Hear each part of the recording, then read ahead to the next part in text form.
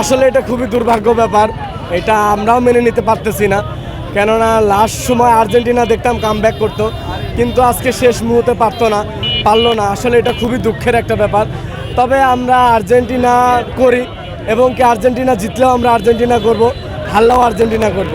কিন্তু ব্রাজিলের মতো আমরা কখনো পোল্টিবাজ হব না, এবং কি তাদের মতো মানে যে দেখা যাচ্ছে যে আর্জেন্টিনার বিপক্ষে যে দলগুলো আসতেছে তাদের দলের সাপোর্ট আমরা কখনো নেই।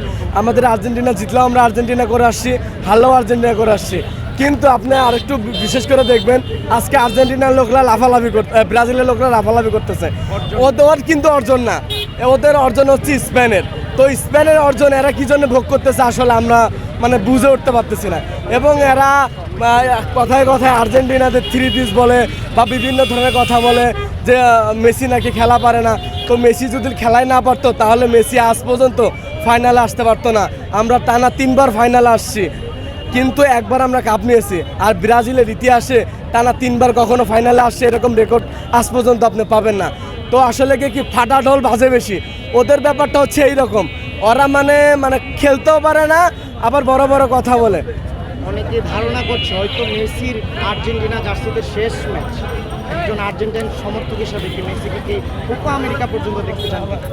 আসলে হ্যাঁ, এটা আসলে কোপা আমেরিকা পর্যন্ত আর্জেন্টিনা মেসিকে দেখা আমাদের ইচ্ছা।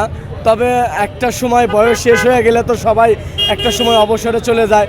তো আসলে যেই লোকটা দিয়ে আমাদের কাজ হবে না টিমের জন্য, আর্জেন্টিনা সেই লোকটাকে অবশ্যই একটু হলেও ইনজুরিতে পাঠাবে। তো যাদের দিয়ে আমাদের আবার কামব্যাক করবো আমরা, বা কোপা আমেরিকা আমরা নেব, বা 30 সালের বিশ্বকাপের প্রস্তুতি নেব, তাদেরকে অবশ্যই আবার ওইভাবেই আর্জেন্টিনার কোর্স গড়ে উঠাবে, যাতে আমরা এইবার বিশ্বকাপ থেকে ছিটকে পড়ে গেছি, নেক্সট 30 সালে যে বিশ্বকাপটা আছে সেটা যাতে আমাদের হাত থেকে ছেড়ে না যায় বা ছুটে না যায়। Thank you.